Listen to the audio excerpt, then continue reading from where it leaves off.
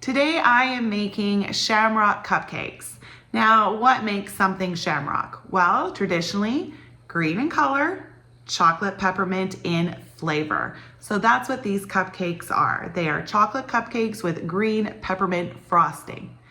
Now that's quite a traditional flavor profile, which makes this recipe fantastic because if you like it, you can actually use it in two different ways. During the month of March, they can be called Shamrock Cupcakes and you can decorate them accordingly. Then the whole rest of the year, they can just be chocolate peppermint cupcakes decorated for whatever season or event that you're going to. So makes it kind of fun. So on that note, with the green peppermint frosting, you can leave it as is.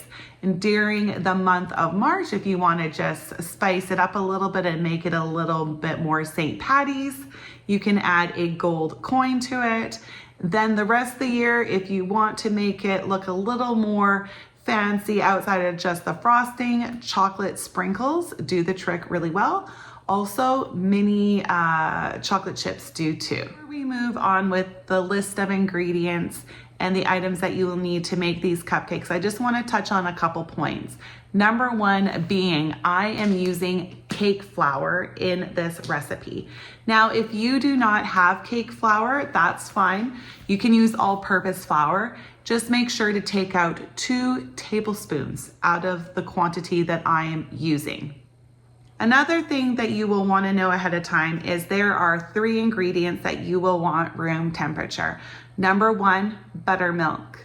You want that room temperature, and if you don't want to purchase buttermilk, just use a half a cup in this recipe. Like, I don't want to do that either. You can make it yourself just by adding a half a cup of milk and a half a tablespoon of vinegar together and stir it and then let it sit, and you've made yourself some buttermilk. Also for the cake, you will want 2 large eggs at room temperature. And the last item is the cream that you will be using with the buttercream frosting for later. I use between 4 and 5 tablespoons. So if you measure that out and then let it sit on your counter, then it will be ready to use when we're ready to make the frosting. And the last thing I want to touch on is an item that is optional, peppermint chocolate chips. I like to use these in this cupcake because it adds a hint of peppermint throughout the chocolate cupcake, but also a nice texture is added as well. The frosting and the cake are both soft, so adding a little bit of a different texture into it, we personally really do enjoy, but that is an optional item for you. Okay, let's move on to all the items you will need for this recipe. The first step is a needless to say. You will need a muffin cupcake tin and lined with the paper cups. I use these parchment paper ones. So yep, just have that ready to go and just put it aside. Next up, a large bowl and a sift. Then we have some ingredients here. This is 3/4 and 2 tablespoons of cake flour. So just 3/4 if you're using all-purpose flour. Then a half a cup of cocoa powder, 3/4 a teaspoon of baking powder, and a half a teaspoon of baking soda, and a pinch of salt. For the sugar, you will need a half a cup of white sugar and a half a cup of brown sugar. Then we have our 2 room temperature eggs, a half a cup of buttermilk, 1/3 a cup of vegetable oil, and then the option of having some peppermint chocolate chips. I will use maybe a cup to 2 cups of these chips. I just kind of pour them in and just kind of estimate how much I will want.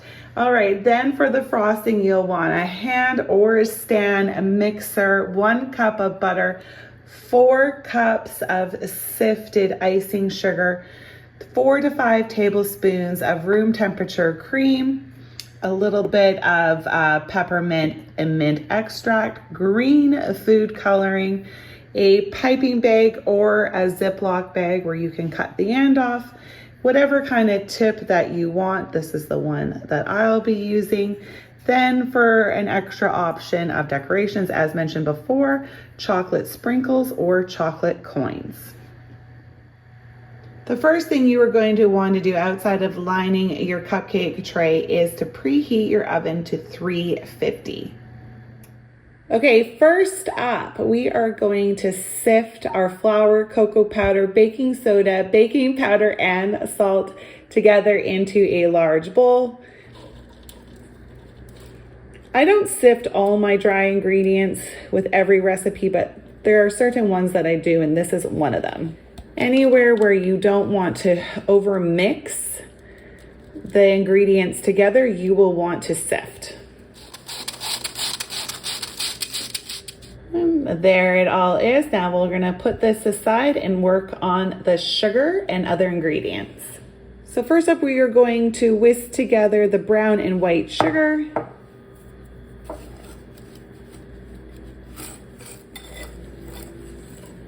Now we're gonna add in our oil, our buttermilk, and our eggs. I like to add in the eggs into the measuring cup just in case a shell falls in. Then it's not in with all the other ingredients.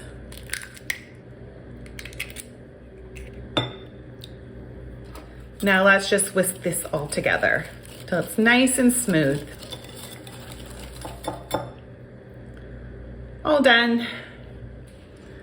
Now we'll just mix the dry and wet ingredients together. With this process, we have to be careful not to over mix the ingredients together. Just mix until well combined. That's it. And that's why I like to mix it by hand, because then I know that I'm not over mixing it. Next up, the optional chocolate chips. Ooh, they smell so good. We are ready now to spoon it into the cupcake tin. The batter is quite runny, so it's not an easy, mess-free filling, that's for sure. Aim for 3/4 full, and then we can adjust as needed once all 12 cups are filled. I think I need to invest in one of those pancake batter dispensers, because they would work really well with this kind of situation where it's really runny with cupcakes. Muffins are no problem at all. It's such a nice thick batter, but cupcakes are challenging. All right, let's flip that around. Make it a little less mess.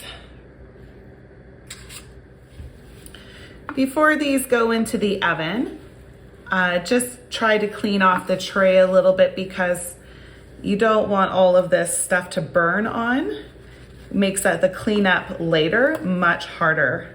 Now I am going to sprinkle on a couple chocolate chips onto the tops of these, and then bake it up. So these will bake anywhere from 15 to 20 minutes. Just make sure that you check them with a toothpick before you pull them out of the oven. What I like to do as the cupcakes are baking is just preparing for the next step with the frosting. So I've measured out 4 cups of icing sugar, washed up my sieve, got it ready with the bowl, and then I also got my piping bag ready. Clip for later, I like to clip it.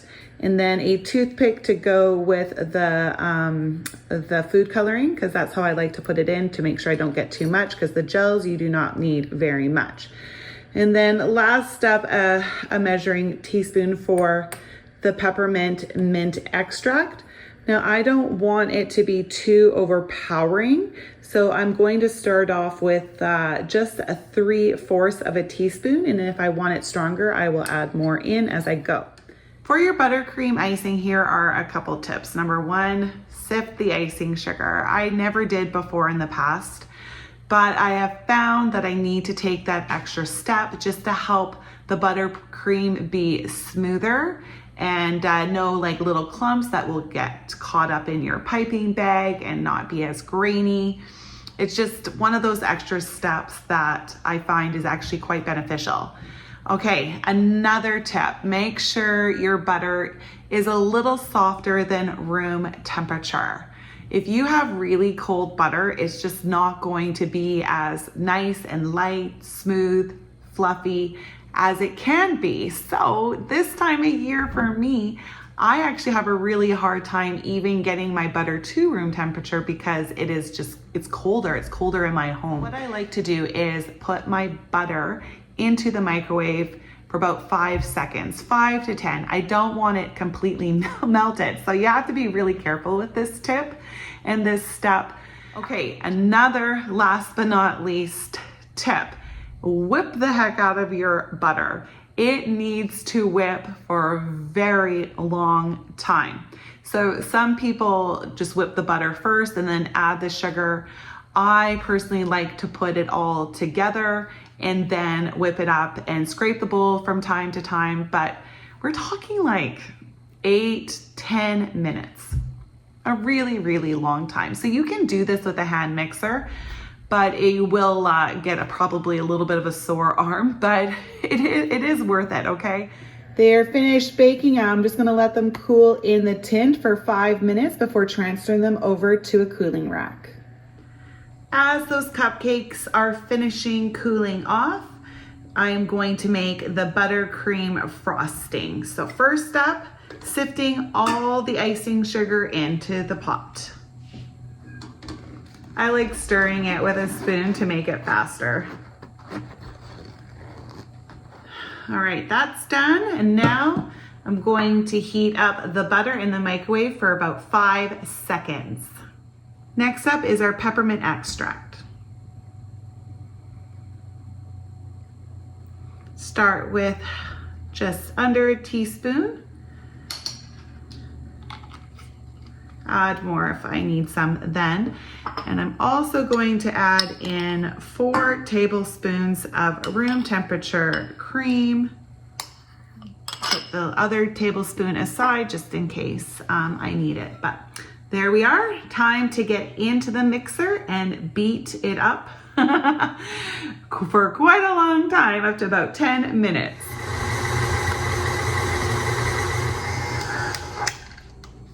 Make sure you stop and scrape down the sides of the bowl from time to time and the beater. You can already actually see, so hopefully this can come through well enough. This is at the top, so it hasn't been beat in as well as the other icing, and this is a lot lighter. See, get my teaspoon here, put them side by side. I'm not too sure if that's going to be very noticeable to you, but they are 2 different colors. This is a little more yellow. This is softer and white, and that's what you're going to notice happening to your buttercream. It's going to get a lot lighter in color as you whip it up. See a little piece of it there that hasn't mixed up well, like the others. So we do not want that. All right, let's get going again. It is all whipped up and ready for the food coloring. Now I also gave it a little taste, and I would prefer it to be a little bit more powerful, just quite on the subtle side. So I'm just gonna add a couple more drops in, and that should do it. Just like the flavoring, I like to start off with just a little bit, and then if I need to add more, that's fine. Just can't go back and remove it, so.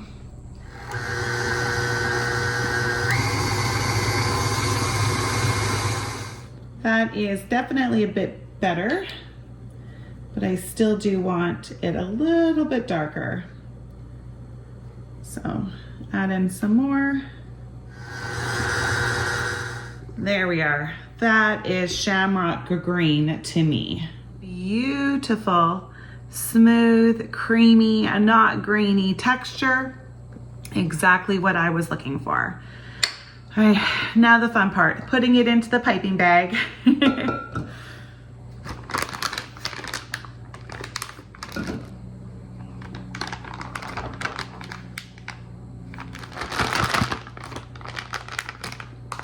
Kind of squish all the icing down. And once I get it where I want it, I will add the clip.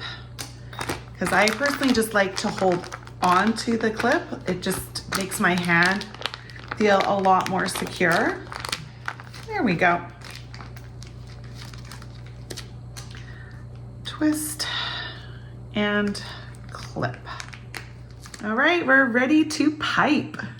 The nice thing about decorating these is that it really can be as complicated or as simple as you want to make it.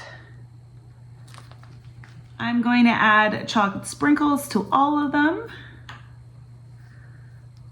Just a little sprinkle, sprinkle. Just to make them a little bit fancier. It's good to do this with the icing is still wet because you want them to stick on nice. Otherwise they just fall completely off. And then for 4 of them, I'm going to add the gold coins. 4 for my children. They could each have one with a gold coin.